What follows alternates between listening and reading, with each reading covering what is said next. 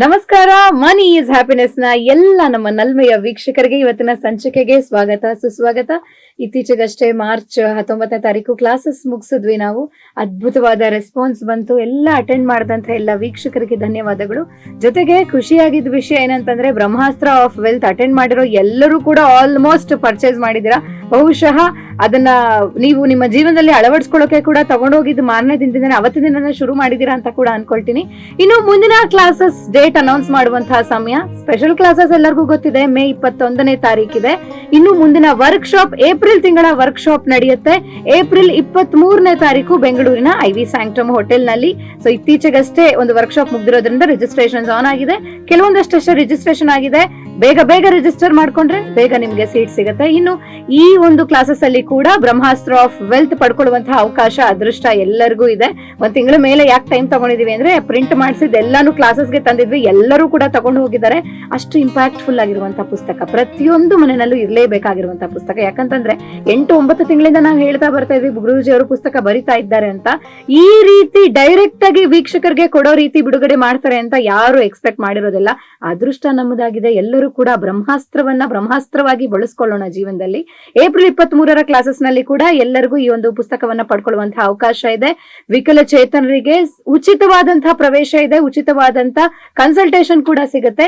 ಎಲ್ಲದಕ್ಕಿಂತ ಹೆಚ್ಚಾಗಿ ಪ್ರತಿ ಕ್ಲಾಸ್ ಅಲ್ಲೂ ಏನಾದ್ರೂ ಒಂದು ಆಡ್ ಆನ್ಸ್ ಇರ್ಲೇಬೇಕಲ್ವಾ, ವಿಶೇಷತೆಗಳು, ಕೊಡುಗೆಗಳು ಇರ್ಲೇಬೇಕಲ್ವಾ.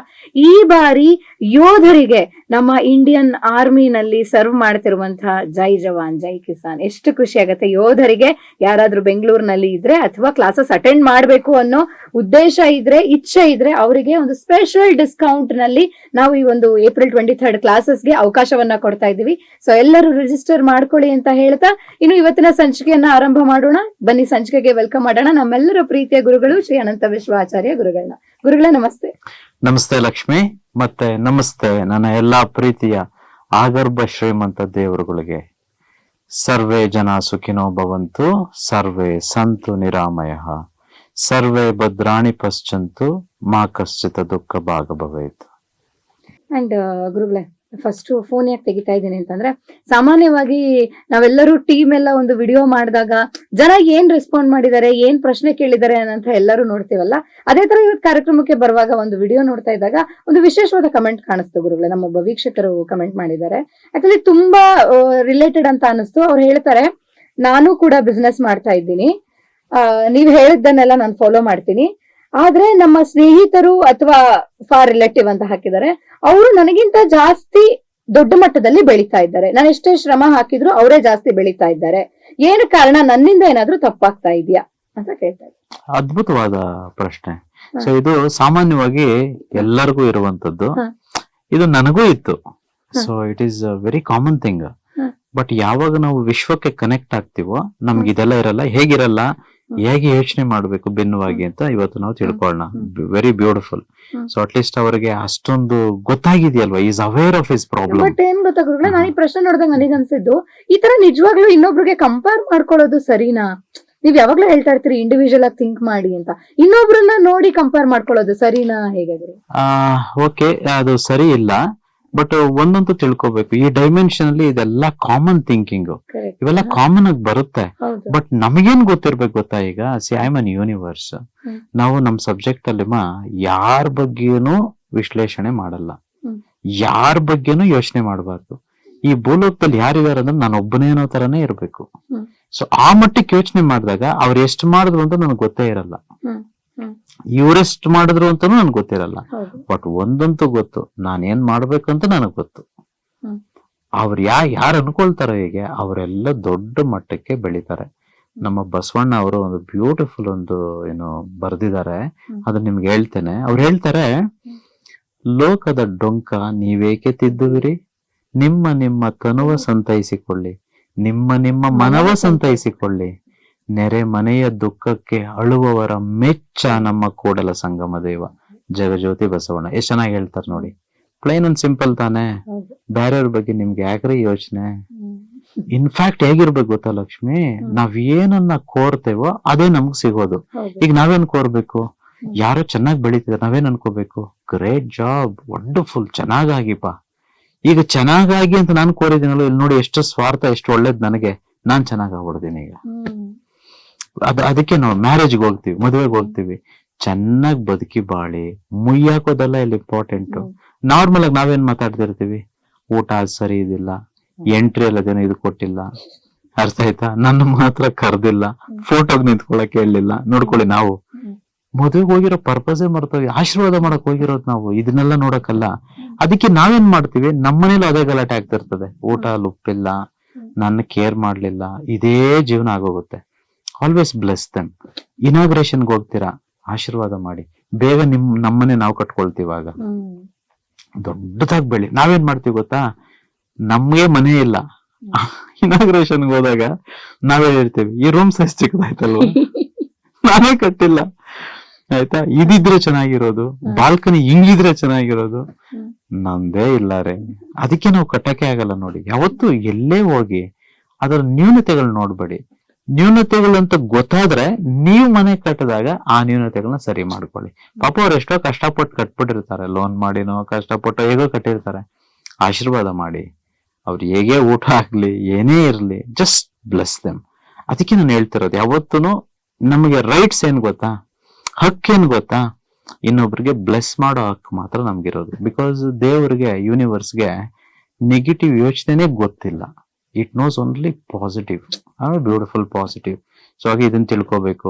ಒಂದು ವ್ಯಕ್ತಿ ಬಗ್ಗೆ ನಾನು ಹೇಳ್ತೇನೆ, ಐ ಥಿಂಕ್ ಇದು ಸಂಪೂರ್ಣವಾಗಿ ನಮ್ಮೆಲ್ರಿಗೂ ಅರ್ಥ ಆಗ್ಬಿಡುತ್ತೆ. 1906ನೇ ಇಸ್ವಿಯಲ್ಲಿ ಇಟಲಿಯಲ್ಲಿ ಒಂದು ವ್ಯಕ್ತಿ ಜನ್ಮ ತಾಳ್ತಾರೆ. ಕಾಮನ್ ಮ್ಯಾನ್, ಬಟ್ ಅವರಿಗೆ ತುಂಬಾ ಆಸೆ ಇರುತ್ತೆ ಈ ಮೆಕ್ಯಾನಿಕ್ಸ್ ಅಲ್ಲಿ, ಇಂಜಿನಿಯರಿಂಗ್ ಅಲ್ಲಿ, ಫಾಸ್ಟ್ ಕಾರ್ಸ್ ಅಲ್ಲಿ, ಇವೆಲ್ಲ ತುಂಬಾ ಪ್ಯಾಷನೇಟ್. ಅವರು ದೊಡ್ಡವರಾದಾಗ ಓದೋದು ಇಂಜಿನಿಯರಿಂಗ್. ಅವ್ರ ತಂದೆ ತಾಯಿ ಎಲ್ಲ ಫಾರ್ಮರ್ಸ್, ರೈತರು. ಸೊ ಇವರು ಓದಿ, ಸೊ ಎಲ್ಲ ಮುಗ್ದಾದ್ಮೇಲೆ ಸೆಕೆಂಡ್ ವರ್ಲ್ಡ್ ವಾರ್ ಸ್ಟಾರ್ಟ್ ಆಗಿರುತ್ತೆ. ಆ ವರ್ಲ್ಡ್ ವಾರ್ಗೆ ಇಟಲಿಯಿಂದ ಇವ್ರನ್ನ ಕರ್ಕೊಂಡು ಹೋಗ್ಬಿಡ್ತಾರೆ. ಆ ವೆಹಿಕಲ್ಸ್ ನೆಲ್ಲ ಸ್ವಲ್ಪ ರಿಪೇರಿ ಮಾಡೋದು, because is so fond of mechanics ಅಲ್ವಾ. ಸೊ ಇವ್ರನ್ನ ಕರ್ಕೊಂಡು ಹೋಗ್ತಾರೆ. 1 ವರ್ಷ ಪ್ರಿಸನ್ ಅಲ್ಲೂ ಇರ್ತಾರೆ, ಜೈಲಲ್ಲೂ ಇರ್ತಾರೆ.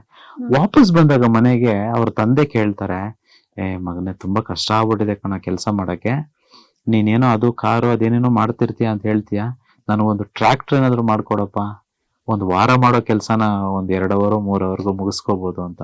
ಈ ಸೋ ವೆರಿ ಬ್ರೈನಿ. ಇವ್ರ ಮಗ ಫಾರ್ಮಿಂಗ್ ಅಲ್ಲಿ ಇಷ್ಟ ಇಲ್ಲ, ಬಟ್ ಈ ತರ ವೆಹಿಕಲ್ ಅಂತ ಅವ್ನಿಗೆ ಇಷ್ಟ ಬಂದ್ಬಿಡುತ್ತೆ. ಅವಾಗ ತಯಾರು ಮಾಡ್ತಾನೆ ಹಳೆಯ ಒಂದು ವಸ್ತು, ಏನೋ ವೆಹಿಕಲ್ಸ್, ವಾರಲ್ಲಿ ಮುರಿದು ಬಿದ್ದಿರ್ತಕ್ಕಂತ ಟ್ರಕ್ಸ್, ಇಂಥದೆಲ್ಲ ತೆಗೆದುಕೊಂಡು ಬಂದು ಒಂದು ಟ್ರ್ಯಾಕ್ಟರ್ ಮಾಡ್ಕೊಡ್ತಾನೆ ತಂದೆಗೆ. ತಂದೆ ಖುಷಿ ಆಗ್ಬಿಡ್ತಾರೆ. ಪಕ್ಕದ ತೋಟಗಳಲ್ಲಿರೋರು, ಹೊಲ್ಗಳಲ್ಲಿರೋರು, ಪಕ್ಕದ ರೈತರೆಲ್ಲ ನೋಡ್ಬಿಟ್ಟು, ಇದೇನಪ್ಪ ಇದ್ದದ್ ನನಗೂ ಬೇಕು ಅಂತ ಹೇಳ್ತಾರೆ. ಮಾಡ್ಲಿಕ್ಕೆ ಸ್ಟಾರ್ಟ್ ಮಾಡ್ತಾರೆ ಇವರು. ಈ ಪ್ಯಾಷನ್ ನ ಕನ್ವರ್ಟ್ ಮಾಡ್ತಾರೆ. ಲಾಸ್ಟ್ ಗೆ ದೊಡ್ಡ company, tractor company, Lakshmi, you become super rich. ಅವ್ರ ಹೆಸರು ಇನ್ನೂ ಹೇಳಲಿಲ್ಲ, ನಾನು ಹೇಳ್ತೀನಿ ಆಮೇಲೆ. ಈ ಬಿಕಮ್ ಸೋ ಪಾಪ್ಯುಲರ್ ಅಪ್ಪ, ಹೌಸ್ ಹೋಲ್ಡ್ ನೇಮ್ ಆಗ್ಬಿಡುತ್ತೆ ಇಟಲಿಯಲ್ಲಿ. ನಂತರ ಅವ್ರಿಗೆ ಎನಿವೆ ಕಾರ್ಸ್ ತುಂಬಾ ಇಷ್ಟ ಅಲ್ವಾ, ತುಂಬಾ ದುಡ್ಡು ಬಂದಿರುತ್ತೆ. ಈಗ ಕಾರ್ ತೆಗೆದುಕೊಂಡ್ ಬರ್ತಾರೆ, ಏನೋ ಬೆನ್ಸ್ ತೆಗೆದುಕೊಂಡ್ ಬರ್ತಾರೆ, ಜಾಗ್ವಾರ್ ತೆಗೆದುಕೊಂಡ್ ಬರ್ತಾರೆ. ಈ ಆಲ್ಸೋ ಬೈಸ್ ಫೆರಾರಿ ಆಲ್ಸೋ, ಎಲ್ಲ ತೆಗೆದುಕೊಂಡು ಬಂದು ಓಡಿಸ್ತಿರ್ತಾರೆ. ಬಟ್ ಆಲ್ವೇಸ್ ಇವ್ರಿಗೊಂದು ಗೊತ್ತಿರುತ್ತೆ, ಬಿಕಾಸ್ ಈ so very intelligent in engineering. ಏನೋ ಪ್ರಾಬ್ಲಮ್ ಇದ್ರೆ ಗೊತ್ತಾಗ್ಬಿಡುತ್ತೆ ಇವ್ರಿಗೆ. ಸೊ ಒಂದ್ಸಲಿ ಅವ್ರ ಫೆರಾರಿಯಲ್ಲಿ ಒಂದು ತೊಂದರೆ ಇರುತ್ತೆ, ಸಮಥಿಂಗ್, ಏನೋ ಸೌಂಡ್ ಸರಿಯಾಗಿ ಬರ್ತಿರಲ್ಲ ಎಂಜಿನ್ ಅಲ್ಲಿ, ಕ್ಲಚ್ ಅಲ್ಲಿ ತೊಂದರೆ ಇರುತ್ತೆ. ಇವೆರಡು ಗೊತ್ತಾಗ್ಬಿಟ್ಟು ಅಲ್ಲೋಗಿ ಅವರು ಫೆರಾರಿ ಕಂಪ್ನಿಗೆ ಹೋಗಿ ಹೇಳ್ತಾರೆ, ಈ ಕ್ಲಚ್ ಅಲ್ಲಿ ತೊಂದರೆ ಇದೆ ನೋಡಿ, ಪ್ರತಿ ಸಲ ಪ್ರಾಬ್ಲಮ್ ಬರ್ತಾ ಇದೆ ಅಂತ. ಇವರು ಇಲ್ಲ ಸರಿ ಮಾಡಿದೀನಿ ಅಂತ ಹೇಳಿ ತುಂಬಾ ದುಡ್ಡು ಚಾರ್ಜ್ ಮಾಡ್ತಾರೆ, ಬ್ರಾಂಡೆಡ್ ಕಾರ್ಸ್ ಅಲ್ವಾ. ಇವ್ರು ಒಂದ್ಸಲ ಬಂದಾಗ ಪದೇ ಪದೇ ಬರ್ತಾರೆ, ಇವರೇ ಕ್ಲಚ್ ಬಿಚ್ಚಿಬಿಟ್ಟು ನೋಡ್ತಾರೆ. ನೋಡಿದ್ರೆ ಫೆರಾರಿಯಲ್ಲಿ ಈ ಟ್ರ್ಯಾಕ್ಟರ್ ಮಾಡೋದಕ್ಕೆ ಏನ್ ಯೂಸ್ ಮಾಡಿರ್ತಾರೋ ಕ್ಲಚ್, ಅದೇ ಏನೋ ಟೂಲ್ಸ್ ಯೂಸ್ ಮಾಡಿರ್ತಾರೆ. ಈ ಗೆಟ್ ಶಾಕ್ಡ್, ಬಿಕಾಸ್ ಯಾವ್ದಕ್ಕೂ ₹1 ಖರ್ಚಾಗುತ್ತಂತೆ ಆ ಕ್ಲಚ್ಗೆ, ಅವ್ರು ಚಾರ್ಜ್ ಮಾಡೋದು ₹100, 100 times ಚಾರ್ಜ್ ಮಾಡ್ತಾರೆ ಇದಲ್ಲಿ ಏನೋ ರಿಪೇರಿಗೆ ಬಿಟ್ಟಾಗ. Then it thinks it is not right ಅಲ್ವಾ. ಇಟ್ಸ್ ಲೈಕ್ ಯಾರೋ ಹೃದಯಕ್ಕೆ ಚುಚ್ಚು ಬಿಟ್ಟಂಗ ಅನ್ಸುತ್ತೆ. ₹1 ₹100 ಚಾರ್ಜ್ ಮಾಡಿದ್ರೆ ಫೆರಾರಿ ಓನರ್ನೇ ಹೋಗಿ ಮೀಟ್ ಮಾಡ್ತಾರೆ, ಆನ್ಸೋ ಫೆರಾರಿ ಅಂತ ಹೇಳಿ. ಅವ್ರ ಹತ್ರ ಹೋದಾಗ ಹೇಳ್ತಾರೆ, ನೋಡಿ ಇದೆಲ್ಲ ಸ್ವಲ್ಪ ಪ್ರಾಬ್ಲಮ್ಸ್ ಇದೆ, I like Ferrari so much, ನನ್ನ ಹತ್ರ ತುಂಬಾ ಫೆರಾರೀಸ್ ಇದೆ, but still I thought I will give this feedback ಅಂತ. ದೆನ್ ಫೆರಾರಿ ಹೆಂಗ್ ಹೇಳ್ತಾರೆ ಗೊತ್ತಾ, ಆನ್ಸೋ ಫೆರಾರಿ, ನೀನ್ ಯಾರು, ಟ್ರ್ಯಾಕ್ಟರ್ ಮಾಡೋನು, ನನ್ನ ಕಾರಲ್ಲೆಲ್ಲ ಪ್ರಾಬ್ಲಮ್ ಇರೋದು, ಕಾರ್ ಓಡ್ಸೋನಲ್ಲಿ ಪ್ರಾಬ್ಲಮ್ ಇರೋದು. You don't know to drive the car, so you don't teach me about Ferrari, you go mind your business of making tractors. Tractor ಮಾಡೋದ್ರಲ್ಲಿ ನೀವು ನೋಡ್ಕೊಳ್ಳಿ, ನನ್ಗೆ ಹೇಳಕ್ ಬರ್ಬೇಡಿ ಅಂತಾರೆ. You get so insulted, you feel so bad. ಈಗ ಹೇಗೆ ನಾವು ಕಂಪೇರ್ ಮಾಡ್ಕೊಳ್ತೇವೆ ಬೇರೆಯವ್ರ ಬಗ್ಗೆ, he also gets that challenge. ಬರ್ತಾರೆ ಲಕ್ಷ್ಮಿ, 6 ತಿಂಗಳಿಗೆ ಇವರೊಂದು ಕಾರ್ ಮಾಡ್ತಾರೆ, ಫೆರಾರಿಗಿಂತ ಹೆಚ್ಚಾಗಿದ್ದು, ಫೆರಾರಿನ ಡಿಫೀಟ್ ಮಾಡಿರೋವಂಥದ್ದು. ಅದ್ಯಾವ್ದು ಗೊತ್ತಾ? ಇವ್ರ ಹೆಸರೇನು ಗೊತ್ತಾ? ಇವ್ರ ಹೆಸರು ಲ್ಯಾಂಬೋರ್ಗಿನಿ. ಇವ್ರ ಹೆಸರೇ ಲ್ಯಾಂಬೋರ್ಗಿನಿ, ಫೆರೋಚಿಯೋ ಲ್ಯಾಂಬೋರ್ಗಿನಿ ಅಂತ ಇವ್ರ ಹೆಸರು. Imagine, that's the challenge. ಒಂದು ವೇಳೆ ನಾವು ಬೆಳಿಬೇಕು ಇನ್ನೊಬ್ರಿಗಿಂತ ಮತ್ತೊಬ್ಬರಿಗಿಂತ ಅನ್ನೋದಕ್ಕಿಂತ ನಾನ್ ಬೆಳಿಬೇಕು ಅನ್ಕೋಬೇಕು, ಆಗ ಯೂನಿವರ್ಸ್ ತುಂಬಾ ಸಹಾಯ ಮಾಡುತ್ತೆ. So don't compare and say okay I want to be better than you, better than him, better than somebody. I should also do something. I should do. Let me do. All that I want is I do. So ತುಂಬಾ ಜನ ನಾನು ನೋಡಿರ್ತೀನಿ, ಕೆಲವು ಕಾರ್ಗಳ ಮೇಲೆ, ಕೆಲವೊಂದು vehicles ಮೇಲೆ ಹಾಕಿರ್ತಾರೆ ಹಿತ ಶತ್ರುಗಳ ಆಶೀರ್ವಾದ. ನೋಡಿ ಹಿಂಗೆಲ್ಲ ಹಾಕ್ತಿವಿ ನೋಡಿ ನಾವು, ಗೊತ್ತಾಯ್ತಾ? ಇನ್ನೂ ಕೆಲವ್ರು ಹೇಳ್ತಾರೆ, ನಾನು ನಿಂಗೆ ತೋರಿಸ್ತೀನಿ ನೋಡ ಏನಾಗ್ತೀನಿ ಅಂತ ಹೇಳಿ. ನಾನು ತೋರಿಸ್ತೀನಿ ಒಂದಲ್ಲ ಒಂದಿನ. See that's all very human thinking. ಅದು not right way of thinking. ಯಾವತ್ತು ಯಾರಿಗೇನ್ ತೋರಿಸೋದ್ರೆ ನಮಗ್ ಫಸ್ಟ್ ನಾವು ತೋರಿಸ್ಕೊಳ್ಳೋಣ. Let us become rich in our own way. Let us prove. World automatically will know anyway. ನಾವು ದೊಡ್ಡ ವ್ಯಕ್ತಿಗಳಾದಾಗ, ಶ್ರೀಮಂತರಾದಾಗ ನಾವ್ ಹೇಳ್ಕೊಳ್ಳೋ ಅವಶ್ಯಕತೆನೇ ಇಲ್ಲ, ಪ್ರೂವ್ ಮಾಡೋ ಅವಶ್ಯಕತೆನೇ ಇಲ್ಲಪ್ಪ. Already world will knows. So ಹಾಗೆ ಆ ಚಾಲೆಂಜ್ ಅನ್ನೋದು ಇರಬೇಕು. This element has to be there. So ನಾವು ಏನೇ ವಿಚಾರದಲ್ಲಾಗ್ಲಿ ಸಂಪೂರ್ಣವಾಗಿ ನಾವು ಗೆದ್ದಿಲ್ಲ, ಅಸೂಯೆ ಬೇಡ, ಅದಿರ್ಲೇಬಾರದು. ಬಟ್ ಗೆದ್ದಿಲ್ಲ ಅನ್ನೋದಂತಂದ್ರೆ ನಮ್ಮ ಹತ್ರ ಚಾಲೆಂಜ್ ಇಲ್ಲ ಅಂತ ಅರ್ಥ. We should have that challenge. ತುಂಬಾ ಚಾಲೆಂಜ್ ಇರಬೇಕು. ಚಾಲೆಂಜ್ ಇರೋರ್ಗೆ ಮಾತ್ರ ಸೋಂಬೇರಿಗಳಾಗಲ್ಲ. ಚಾಲೆಂಜ್ ಇರೋರ್ಗೆ, ಗುರಿ ಇರೋರ್ಗೆ ಮಾತ್ರ ಯಾವತ್ತೂ ನಿದ್ದೆ ಬರಲ್ಲ. ಚಾಲೆಂಜ್ ಇರೋರ್ಗೆ ಮಾತ್ರ ಸುಸ್ತಾಗಲ್ಲ. ಚಾಲೆಂಜ್ ಇರೋರ್ಗೆ ಕೈಕಾಲು ನೋವು ಬರಲ್ಲ, ತಲೆನೋವು ಬರಲ್ಲ, ಮಾತ್ರೆಗಳ ಅವಶ್ಯಕತೆ ಇಲ್ಲ, ಎಂಥದೂ ಅವಶ್ಯಕತೆ ಇಲ್ಲ. ಯಾರಿಗೆ ಈ ದೃಢ ನಿರ್ಧಾರ, ಸಂಕಲ್ಪ, ಕಮಿಟ್ಮೆಂಟ್, ಡಿಸಿಪ್ಲಿನ್, ಈ ಚಾಲೆಂಜ್ ಇರಲ್ವೋ ಅವ್ರು ಯಾವತ್ತೂ ವೀಕ್, ಟಯರ್ಡ್, ಮೋಟಿವೇಶನ್ ಬೇಕು, ನಂಗೆ ಅವರಿಲ್ಲ, ಸಪೋರ್ಟ್ ಇಲ್ಲ, ಇನ್ನೊಂದಿಲ್ಲ, ಇದೇ ಮಾತುಗಳಾಗಿರುತ್ತೆ. So challenge ನಿಮ್ಗಿದ್ಯಾ? ನಾನು ಅವಶ್ಯಕತೆ ಇಲ್ಲ. ಆಗ ನಿಮ್ಗೆ ಚಾಲೆಂಜ್ ಇದೆ ಅಂದ್ರೆ ನನ್ನ ಅವಶ್ಯಕತೆನೂ ಬೇಕಾಗಿಲ್ಲ. ನನಗಿದೆಪ್ಪ, ಐ ಹ್ಯಾವ್ ವೆರಿ ಬಿಗ್ ಗೋಲ್ ಲಕ್ಷ್ಮಿ, ಅದು ಅಚೀವ್ ಮಾಡ್ಬೇಕು. ಸೊ ಎಲ್ಲರಲ್ಲೂ ಅದು ಬರಬೇಕು, ಎಲ್ಲರೂ ಆಗ್ಬೇಕು, ಎಲ್ಲರೂ ಇಂಡಿಪೆಂಡೆಂಟ್ ಆಗಿ, ಫ್ರೀ ಆಗಿ, ಖುಷಿಯಾಗಿ, ಹೆಚ್ಚು ದುಡ್ಡಿನಿಂದ ಸಂತೋಷವಾಗಿ ಜೀವನ ಮಾಡ್ಬೇಕು.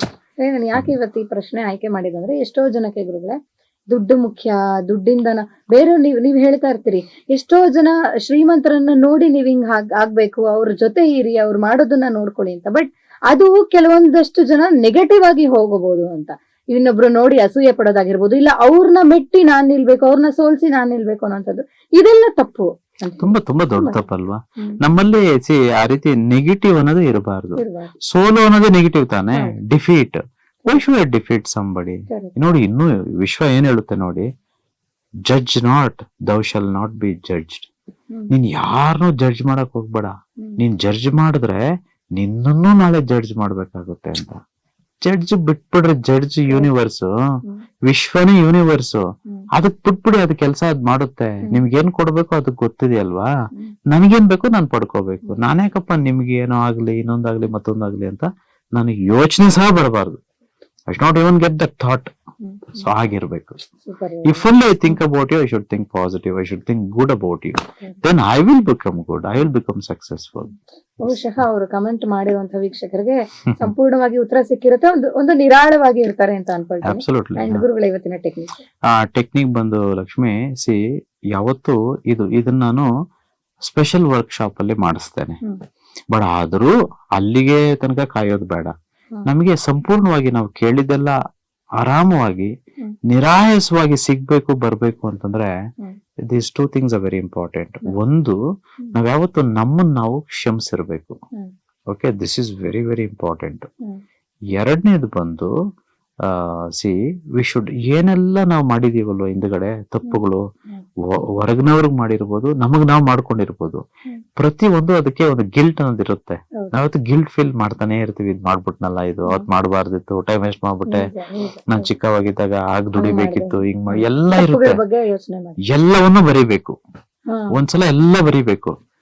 ಬರೆದ್ಬಿಟ್ಟು ಪ್ರತಿ ಒಂದು ಮಿಸ್ ಮಾಡ್ಬಾರ್ದು. ಪ್ರಶಾಂತವಾಗಿ ಕುತ್ಕೊಂಡು ಎಲ್ಲ ಬರಿಬೇಕು. ಬರೆದು ಅದನ್ನ ಎಂಟೈರ್ ಪೇಪರ್ನ ಸುಟ್ಟು ಬಿಡ್ಬೇಕು. ಆ ಸುಟ್ಟಿರೋ ಒಂದು ಪೇಪರ್ ಇದೆಯಲ್ವಾ, ನೀರಲ್ಲಿ ಬಿಟ್ಬಿಡಿ. ಅಲ್ಲಿಗೆ ನಮ್ ಕರ್ಮ ಸುಟ್ಟೋಯ್ತು, ಕಳೆದೋಯ್ತು ಅಂತ ಅರ್ಥ. ಅಲ್ಲಿ ತನಕ ನಾವು ಏನೇನು ಕೋರ್ಕೊಳ್ತೇವೆ ಅದು ಅಟ್ರಾಕ್ಟ್ ಆಗಲ್ಲ ಈಸಿಯಾಗಿ. ಕಷ್ಟದ ರೀತಿ ಅಟ್ರಾಕ್ಟ್ ಆಗ್ತಾ ಇರ್ತದೆ, because you have that guilt feel. ಆ ಗಿಲ್ಟ್ ಫೀಲ್ ಇರಬಾರ್ದು. ಆ ಕ್ಷಮೆ ಅನ್ನುವಂಥದ್ದು ಬೇರೆಯವ್ರು ಕೊಡೋದಲ್ಲ, ಫಸ್ಟ್ ನಮಗ್ ನಾವು ಕೊಟ್ಟಿರ್ಬೇಕು. So we are not forgiven ourselves, we always complain about ourselves. So ಹಾಗಾಗಿ this a very beautiful exercise. ಇವೆಲ್ಲ ಟೆಕ್ನಿಕ್ಸ್ ಇದೆಯಲ್ವಾ, ಯೂನಿವರ್ಸಲ್ ಟೆಕ್ನಿಕ್ಸ್. ನೀವು ಇದನ್ನ ಸುಮ್ಮನೆ ಸಟಲ್ ಆಗಿ ತಗೊಂಡು ಏನೋ ನೋಡುದು, ಪ್ರೋಗ್ರಾಮ್ ಚೆನ್ನಾಗಿತ್ತು, then you go back to your drawing room, you be as you are, nothing you will get. ಎಂತದೂ ಬರಲ್ಲ ರೀ. ಸೊ ಹಾಗಾಗಿ have to do this. Very nice, very nice.